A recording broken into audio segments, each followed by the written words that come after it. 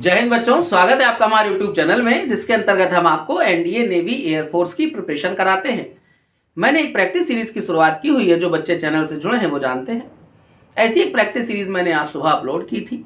ये आपके सामने लिखी हुई है, इसमें 1 से लेकर के 10 तक के प्रश्न हैं और आपसे मैंने कहा था कि आप इसे 5 मिनट के अंदर सॉल्व करिएगा, अभ्यास करिए ताकि परीक्षा में आप अच्छा रिजल्ट पा सके। तो बच्चों, अब मैं आपको इस वीडियो में इसके सॉल्यूशन को एक एक करके समझाता हूं और आप अपने आंसर का मिलान हमारे आंसर के साथ कीजिएगा और मुझे कमेंट बॉक्स में जरूर बताइएगा कि आपने कितने प्रश्नों के सही उत्तर प्राप्त किए हैं। चलिए पहले वाले प्रश्न को देखते हैं। ये ट्रिग्नोमेट्री का प्रश्न है। लिखा हुआ है साइन स्क्वायर 2 अंश प्लस साइन स्क्वायर 4 अंश प्लस साइन स्क्वायर 6 अंश एंड सो ऑन। लास्ट का टर्म है साइन स्क्वायर 88 अंश 88 अंश, ठीक है, 88 डिग्री। अब ये बच्चों आपको क्या करना है, इसे शॉर्टकट की मदद से सॉल्व करना है। तो देखिए शॉर्टकट क्या है बेटा, देखिए आप ये यहाँ पर जो एंगल लिखे हुए हैं, जैसे 2 डिग्री है, फिर 4 डिग्री है, फिर 6 डिग्री है एंड सो ऑन, लास्ट में 88 डिग्री है। ये एक समांतर श्रेणी का निर्माण कर रहे हैं। आप देख लीजिए 2, 4, 6, ये एपी सीरीज है। तो आपको करना क्या, इसका शॉर्टकट समझिएगा।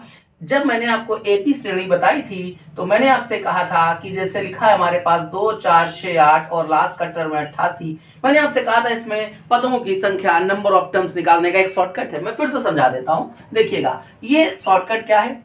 आखिरी वाला जो टर्म होता है उससे पहले वाले टर्म को माइनस कर देते हैं, ठीक है। 88 से 2 को माइनस किया, ये हो गया 86।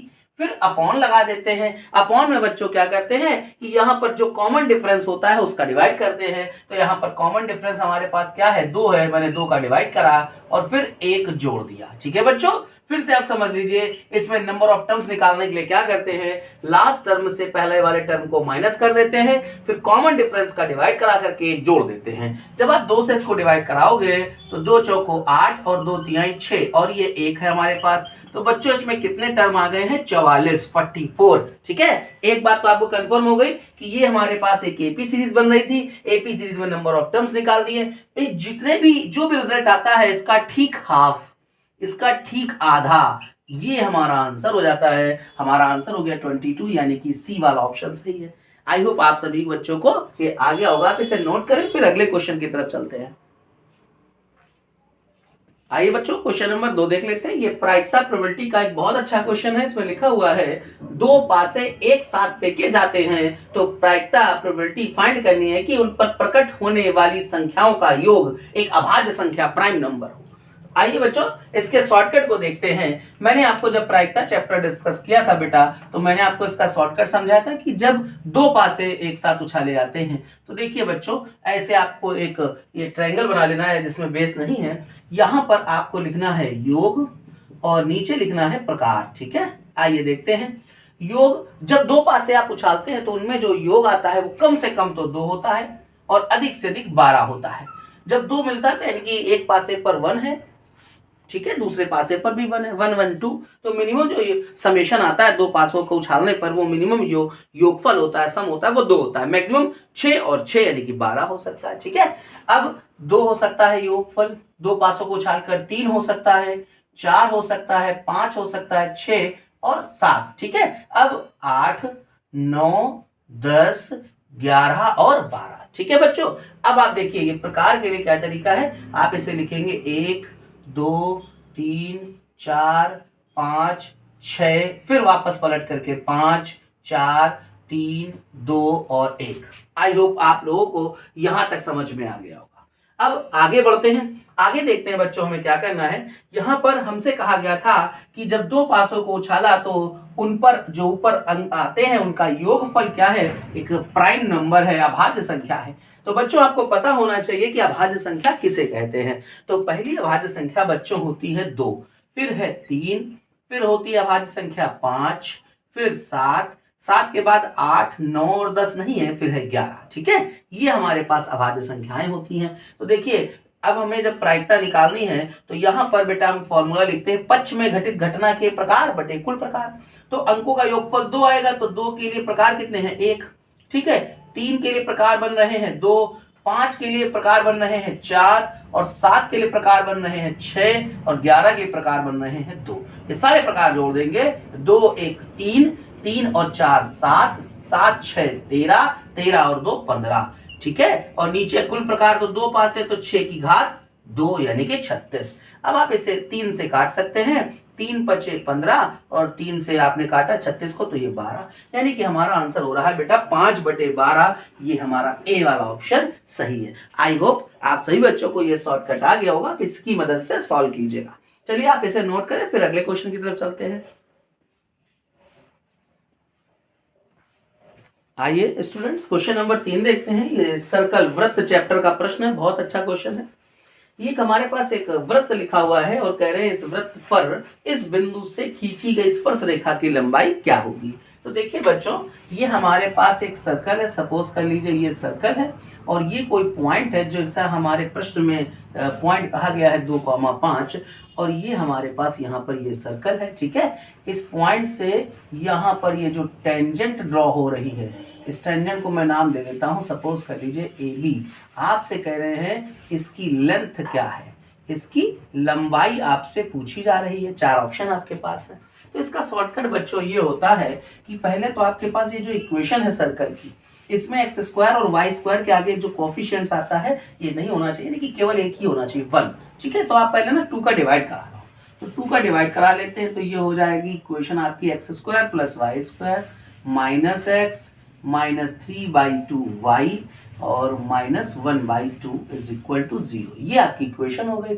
अब इसकी जो लेंथ होती है, लेंथ ऑफ टेंजेंट, इसका फॉर्मूला आप समझ लीजिए, रूट के अंदर ये जो पॉइंट होते हैं, पॉइंट को इन्हीं पर रख दिया जाता है। ठीक है, चलिए रख देते हैं। 2 का स्क्वायर हो गया 4, y की जगह 5 रखेंगे, 5 का स्क्वायर 25, -x की जगह 2 रख रहे हैं 3/2 और y की जगह रख रहे हैं 5 -1/2। इसको आप सॉल्व कर लेंगे, हमारा आंसर होगा, ये हो जाएगा 25 और 4 29, 29 में से 2 जाएगा, 29 में से 2 जाएगा, ये हो गया 27, -15/2 और -1/2 यानी कि 16/2। 16/2 का मतलब हो गया 8। ठीक है, 27 में से 8 जाएगा तो ये हो गया 19। ठीक है, हमारा आंसर बेटा यहाँ पर सी वाला ऑप्शन है। ठीक है, अब हम लोग क्वेश्चन नंबर 4 की तरफ चलते हैं। बहुत अच्छा क्वेश्चन है, अगर आपको इसका शॉर्टकट पता होगा। मैंने प्रैक्टिस सीरीज में जितने भी क्वेश्चन रखे, कोशिश की है हर क्वेश्चन को शॉर्टकट की मदद से आपको बताऊं। ठीक है, तो आइए देखते हैं क्वेश्चन नंबर 4 को। यहाँ पर लिखा हुआ है 4 और 26 के बीच 10 समांतर माध्य पदों का योगफल क्या होगा। ठीक है, फाइंड द मीन। कितने मीन है यहाँ पर? 10 मीन है। ठीक है, 10 मीन है, उन सबका समेशन चाहिए। किसके बीच में है 10 मीन? 4 और 26 के बीच में। तो 4 और 26 के बीच में जो हमारे 10 अर्थमेटिक मीन है, A1 A2 A3 and so on A10, इन सभी का हमें समेशन फाइंड करना है। तो बच्चों एक शॉर्टकट है, उस शॉर्टकट की मदद से देखिए क्वेश्चन कितनी जल्दी सॉल्व होता है।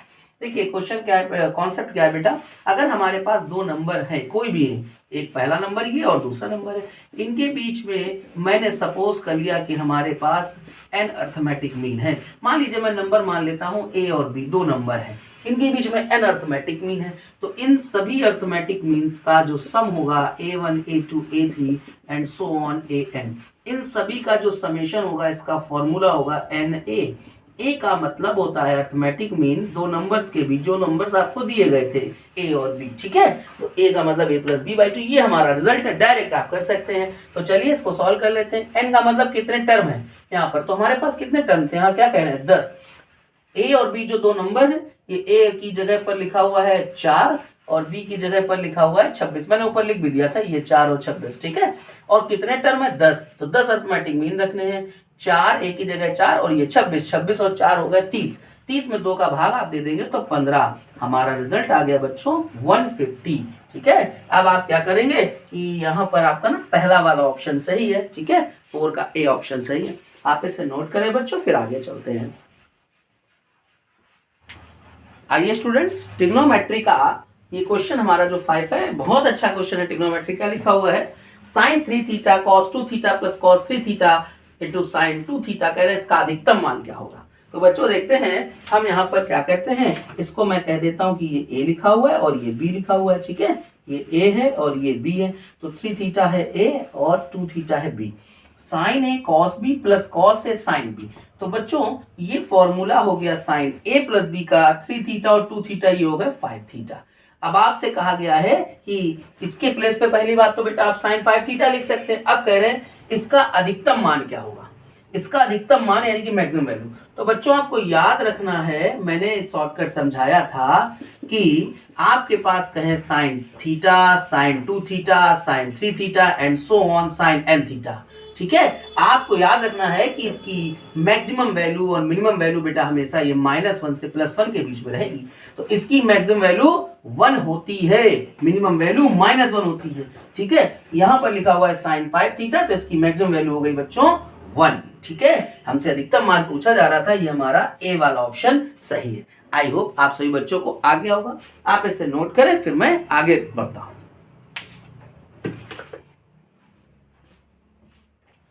आइए स्टूडेंट्स, क्वेश्चन नंबर हम 6 की तरफ चलते हैं। ये क्वेश्चन हमारा मैट्रिक्स चैप्टर से लिया गया है।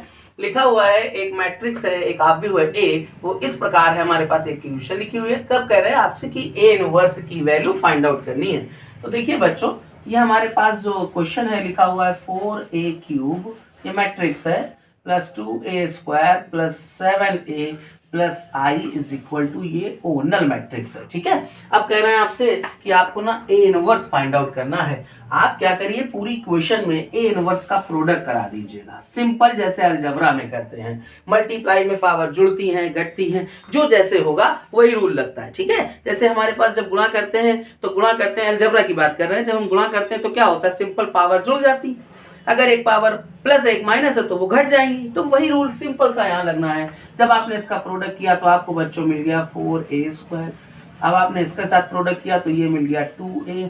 जब आपने इसके साथ, हाँ तो आपको ये बच्चों पता होना चाहिए कि जब ए इनवर्स का प्रोडक्ट होता है तो आई आ जाता है। जब हम आई के साथ ए इनवर्स का प्रोडक्ट करते हैं तो ए इनवर्स ही रहता है।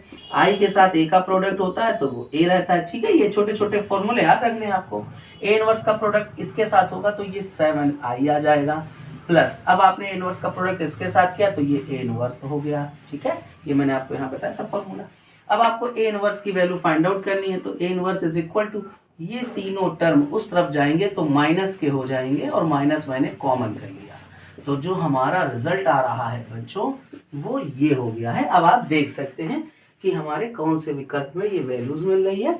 ये वैल्यूज मिल रही है हमको बच्चों बी वाले ऑप्शन में। ठीक है, माइनस बाहर है और अंदर तीनों पॉजिटिव है, 4a² 2a और 7i। क्लियर। चलिए क्वेश्चन नंबर हम 7 पर चलते हैं। बहुत अच्छा क्वेश्चन है। 7 नंबर में हमसे कहा गया है उस त्रिभुज का परिकेंद्र क्या होगा, सर्कम सेंटर। ठीक है, सर्कम सेंटर क्या होता है, जैसे हमारे पास कोई ट्रायंगल बना हुआ है, ट्रायंगल बना हुआ है तो ये ध्यान रखना है एक ऐसा ट्रायंगल जो तीनों वर्टेक्स को छूते हुए बाहर से जा रहा है।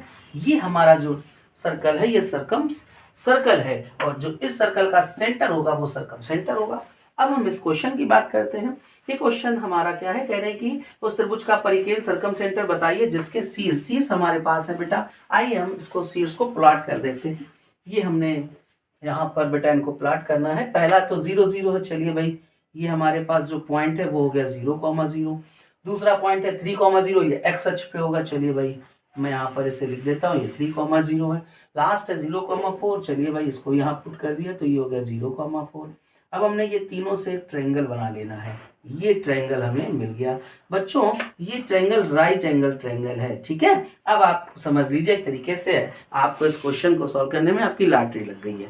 वो ऐसे क्योंकि ये जो आपका ट्रायंगल फॉर्म हुआ है ये राइट एंगल ट्रायंगल है, समकोण त्रिभुज है। समकोण त्रिभुज की खासियत है कि उसका जो परिकेंद्र होता है सर्कम सेंटर, वो ध्यान रखना बच्चों, जो हाइपोटेनियस है, हाइपोटेनियस का मिड पॉइंट, हाइपोटेनियस का मिड पॉइंट जो होता है यही सर्कम सेंटर है। याद रखना बच्चों, ये जो हमारे पास आता है ये डिस्टेंस, ये और ये आपस में बराबर होती लंबाइयां।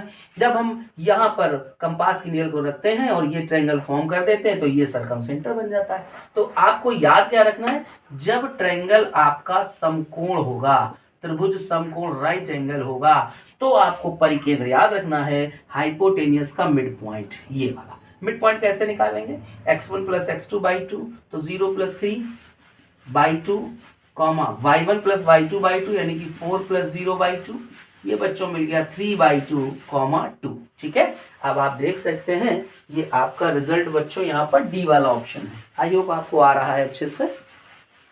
क्वेश्चन नंबर अब हम 8 की तरफ चलते हैं। 0 से π/2 log sec x dx। Integration, definite integration में बेटा मैंने लिखा है 6 फॉर्मूले हैं। 0 से π/2 ये लिमिट थी, log sin x, log cosec x, log sec x, log cos x, log tan x, log cot x, ठीक है, ये सब की वैल्यूज दिखाई थी। तो बच्चों आपको याद रहना चाहिए कि इसका रिजल्ट आएगा बी वाला, ये डायरेक्ट फॉर्मूले पर बेस्ड है, आप इसे सॉल्व नहीं करेंगे, ठीक है, याद रखिएगा। क्वेश्चन नंबर 9 पे चलते हैं। कह रहे हैं किसी अति परवलय हाइपरबोला के अनुप्रस्थ अक्ष तथा संयुग्मी अक्ष, यानी कि अनुप्रस्थ अक्ष मतलब ट्रांसफर, हाइपरबोला का ट्रांसवर्स एक्सेस, जो ट्रांसवर्स एक्सेस है वो कॉन्जुगेट एक्सेस आपस में बराबर है। तो कह रहे हैं कि ई की वैल्यू क्या होगी। तो बच्चों ये जब हाइपरबोला का ट्रांसवर्स एक्सेस और कॉन्जुगेट एक्सेस आपस में बराबर हो जाते हैं, ठीक है, तो देखिएगा क्या होता है। आपने फॉर्मूला पढ़ रखा है b² = a² e² - 1, ये हाइपरबोला। अब ट्रांसवर्स एक्सेस और कॉन्जुगेट एक्सेस आपस में बराबर कर दिए, ये 2 से 2 कैंसिल, तो b के प्लेस पे आपने a लिख देना है, तो ये a हो गया, a² e² - 1, ये इससे कैंसिल तो हो गया 1, ये -1 इधर आ जाएगा तो +1, तो e² की वैल्यू 2 हो गई, इसेंट्रिसिटी की वैल्यू हो गई बच्चों √2, ठीक है, ये √2 हो गई, ये हमारा डी वाला ऑप्शन सही है। हालांकि हम ऐसे भी कह सकते हैं कि एक अतिपरवलय जब इसका कॉन्जुगेट एक्सेस ट्रांसवर्स एक्सेस के बराबर हो जाता है, यानी कि संयुग्मी अक्ष, अनुप्रस्थ अक्ष, ये दोनों अक्ष आपस में बराबर हो जाते हैं, तो ऐसे अतिपरवलय रेक्टेंगुलर हाइपरबोला समकोणीय अतिपरवलय बन जाता है और उसकी उत्कीर्णता √2 होती है। तो आप ऐसे भी कर सकते थे। चलिए देखते हैं ओमेगा का कोणांक। तो बच्चों आप ये समझ लीजिए कि ओमेगा और ओमेगा² के बारे में आपको डायरेक्ट याद होने चाहिए बच्चों। ओमेगा की एक तो वैल्यू पूछ लेते हैं, तो ओमेगा की वैल्यू मैं आपको लिख दे रहा हूं बच्चों, ये होती है -1/2 + √3/2i, ये ओमेगा की वैल्यू है। और ओमेगा का कोणांक, तो ओमेगा का जब भी कोणांक आपसे पूछा जाएगा, एम्पलीट्यूड पूछा जाएगा, तो याद रखना बच्चों वो 2π/3 होता है। अब हम ओमेगा² की तरफ चलते हैं। ओमेगा² में बेटा आपको वैल्यू याद रखना, ये वैल्यू इसकी होती है -1/2 - √3/2i, और ओमेगा² का जो एम्पलीट्यूड होता है, ओमेगा² का एम्पलीट्यूड ये होता है 4π/3, ठीक है। आपसे कह रहे थे ये ऐसे बेटा कोई भी क्वेश्चन आए तो आप कर सकते हो, मैंने चारों बता दिए। तो ओमेगा का जो कोणांक होगा एम्पलीट्यूड वो 2π/3 होगा, ठीक है, यानी कि बी ऑप्शन सही। आप इसे अच्छे से नोट कर लीजिए। आप घर पर रह करके अभ्यास इन प्रश्नों का करिए। मैं आपको पूरी बुक से जो महत्वपूर्ण प्रश्न होता है, जो ट्रिक के माध्यम से होता है, जो आपकी प्रतियोगिता परीक्षाओं में आने के लिए बेहतर होता है, मैं उन सभी प्रश्नों को इस सीरीज में शामिल करता हूं, ठीक है। अगर आप लोगों को कोई अन्य प्रश्न भी पूछने हो तो आप हमारे व्हाट्सएप नंबर पर मुझे मैसेज कर सकते हैं, मैं उनको भी बता दूंगा। ये मेरा व्हाट्सएप नंबर है 9336332996।